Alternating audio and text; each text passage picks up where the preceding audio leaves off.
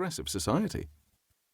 As a result, the influence of religion and the supernatural became a significant measure of insanity in any given population at any moment in time, and thereby a means of assessing collective and individual mental states.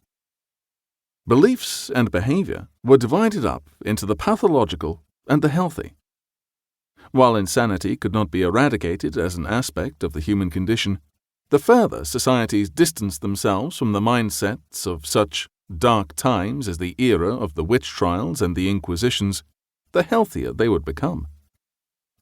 But the swelling number of asylum patients through the 19th century, and the beliefs, fears, and emotions many expressed about the supernatural, confronted the psychiatrists and society at large with the possibility that what were now deemed irrational beliefs were not irreconcilable with modernity after all. As the century went on, simplistic assumptions about Enlightenment progress began to look decidedly rickety. The rise of spiritualism, evangelical revivals, the strength of popular tradition, and juridical resistance to expert medical witnesses in court all tested to the limits what psychiatrists judged to be rational in the modern world.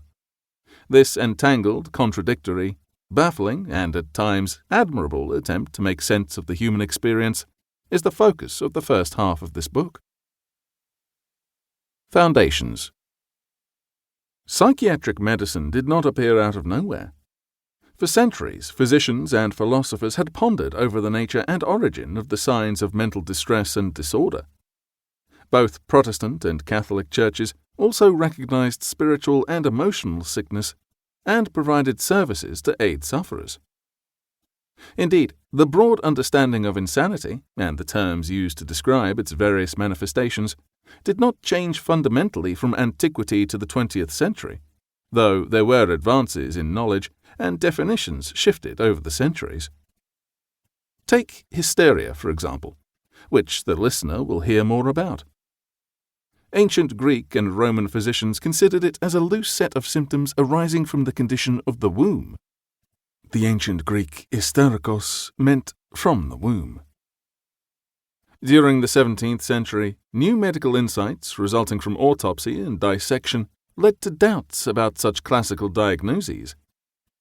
Women who suffered from hysterical manifestations were found to have perfectly healthy wombs, and so hysteria was recategorized as a nervous distemper, to use a phrase from the time, and not as a uterine disorder.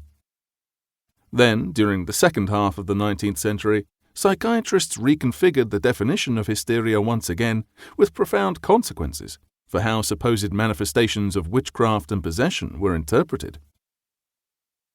Mania was another term and concept with origins in the ancient world. It had long been used to describe an uncontrollable, delirious, or frenzied state that seized mind and body. It was a raging madness accompanied by delusions. The image of the maniac chained to the wall came to define public perception of the 18th century madhouse. Mania's twin was melancholia, a subdued state of anguish, low spirits, silence, sullen resentment, and fixed obsessions that sometimes led to suicidal tendencies or morphed into mania. While in the 20th century melancholy would often come to be equated with what we call depression today, it should be used and understood only in its historical context, rather than seeking equivalence with contemporary categories of mental illness. Dementia was also a venerable broad category of insanity, though, again, in the past, it was not understood in the same way as it is today. Well into the age of the asylum, it was defined as a chronic, often irreversible failure of mental function that could strike both young and old. The demented suffered from hallucinations and delusions and were unable to hold prolonged, rational conversation. While for the sake of simplicity I use psychiatrist and psychiatry throughout this book, these terms only came into widespread usage in Europe and America during the 20th century. For most of the period here, the terms psychological medicine, mental medicine, and asylum physician were used in the English-speaking world, although the French title of alienist was also widely adopted. It derived from Philippe Pinel's pioneering conception